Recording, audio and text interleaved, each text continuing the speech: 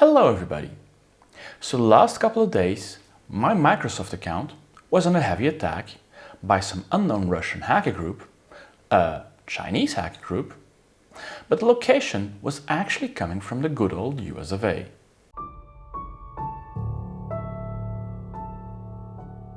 This is Stef from Samayas and welcome to my channel. Now I get it why they absolutely want to access my Microsoft account. Since I have above top secret clearance on that Microsoft account, of course I'm a very high value target. Now if you've been around as long as I have, sooner or later your account details get leaked, like username, email address and multiple passwords. And my account has been in multiple breaches over the years. Like for instance, the Ashley Madison breach. Now for simplicity, I use the same password everywhere, right? Come on, having a unique password for each site is way too cumbersome. And of course, I write that down on a post-it, since my memory is getting quite forgetful these days.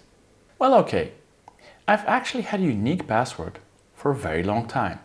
Now over the years, I've seen the evolution or need for security evolve. First, it was just username and password and no minimum length.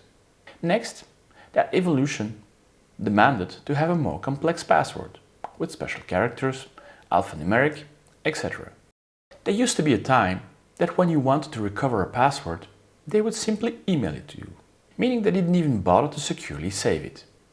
At best, two-way encryption, at worst, simply plain text in a database. Now I won't go into details on how to best save a password into the database. Nowadays, most websites, when you demand a password reset, they don't even have your password anymore, but just some hashed form of it, and they will send you a link where you can enter a new password, and the very secure ones, when demanding a reset, will ask for some extra verification on top of that. A couple of years back, Microsoft was pushing the drive for two-factor authentication, and that was a very good idea. Something you know, something you have. Like a phone, or an SMS code, or a physical key.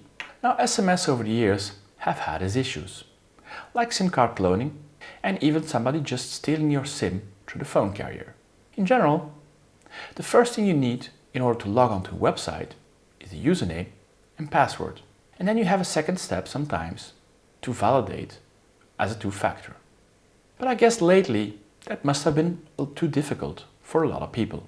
If you now look at the Microsoft login screen, first you enter your email address and then you can choose the authentication type. The first type is face, fingerprint, PIN or security key, depending on what you previously saved on your computer. The second is a password, and then finally you can direct approve your access to the mobile app. And here lies the security issue. Suddenly, two-factor authentication is gone. Oopsie! So now, as long as somebody knows your Microsoft account, hence the email address you're using, they can start bombarding you with sign-in requests on your mobile phone. Since I pay attention, and it was clearly stated that the request was coming from the USA, and I'm not currently in the USA, nor do I live in the USA, I was not about to approve it. But I'm sure that a lot of less tech-savvy people might simply get tricked and simply accept it like they accept a friend request. For now, thanks God, this only seems to apply on the non-corporate account. But still, so let's dig in and see how it's done. So connecting to Microsoft accounts is very simple. Just go to the URL account.microsoft.com and it'll redirect you to the sub-account. But of course, there's many other ways to enter to this account page. And the only thing you need to do is click on sign in. And here, you simply need to enter your email address, for instance, topsecretuser@secretdomain.com. And then you press next. And then of course, if the account exists, you enter on this page. And here you have the three choices. Use your face, fingerprint, PIN or security key, approve with a signed-in mobile app, or use your password. Now the first thing only works if you already registered your face on your computer, or a fingerprint, or a PIN, or you already registered on this account a security key. The second is your good old password. And the problem is here, approve sign in with mobile app. So after clicking on approve sign in with mobile, the number 70 is sent to the phone. And at some point, the user will receive a pop-up and has a choice of multiple numbers. And of course, there's only one chance in 3, if the user clicks on a number, that he clicks on the right number, because the user doesn't know what the hacker sees. But that chance is there. Now, if the user doesn't do anything or just clicks deny, well, the hacker will just receive a new screen that the sign-in was not approved or didn't go through, and he can have another shot. And so he can nag the user all the time without much effort. While if the hacker would first have had to fill in a password before going to this page, well, it will stop it earlier. So, let's try to fix this. And in order to do that, we need to go to Accounts, Log In, and once we're logged in, we'll have this account page. And now, once we are there, we go to the Security tab here, and we click on it, and that lands us on this page. And now, under Account Settings, we go to How do I sign in? And we click on it, and now we get the details of how we can log in to our account. And currently, we have 4 possibilities. First, the password, next, by email, next, by SMS, and finally, to the Microsoft app. So if we open up our first password, we can change our password, we can view the activity, and we can remove our password altogether. Next, if we look at the email code, again, we have our email address, we have some details about the account, we have the view activity, and we can remove it. Next, we have the details of our text to code, we have a phone number, we have some dates, again, we have the activity, and we can remove our code. And then finally, we have the details of send sign-in notification, where again, we have some dates, we have the view activity, and we can remove it. And so in order to remove the sign-in notification through app when we log in on personal accounts, we need to remove this. So I'll click on this, it'll ask me to remove it, and I accept. And now my Microsoft Authenticator app has been removed as a second step validator for our account. And so now the only 2 options when we log on are by face, PIN, fingerprint, and security key or password. And in the second step, once we have still 2-step verification on, we'll either receive an email with a key or a text code with a key. When we remove our Microsoft Authenticator app on our phone, we will receive a message that the account has been disconnected. However, the account still stays in our phone and it is our responsibility to remove it from the Authenticator app, because afterwards it stays in the app as if it's still connected.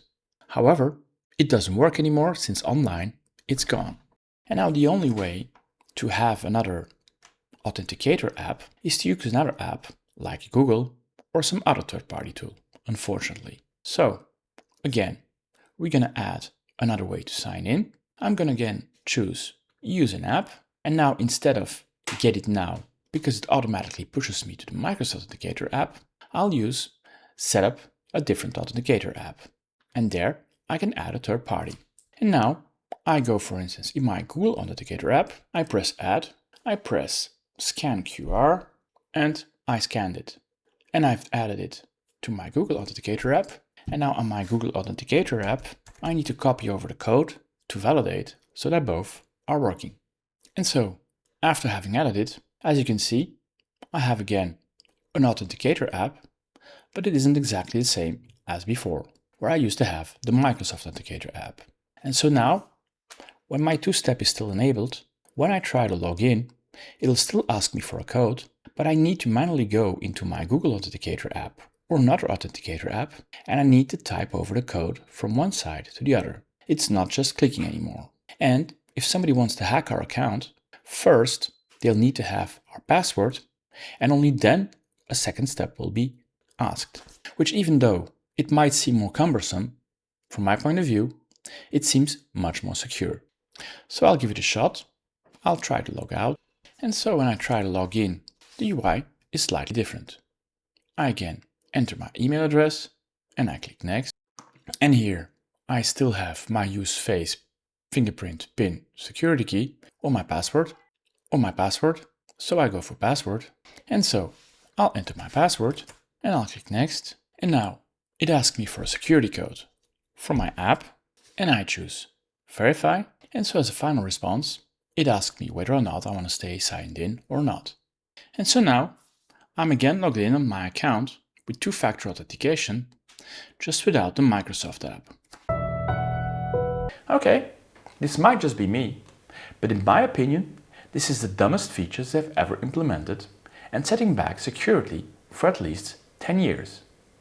When talking to some colleagues, I wasn't the only one who was bombarded with those requests.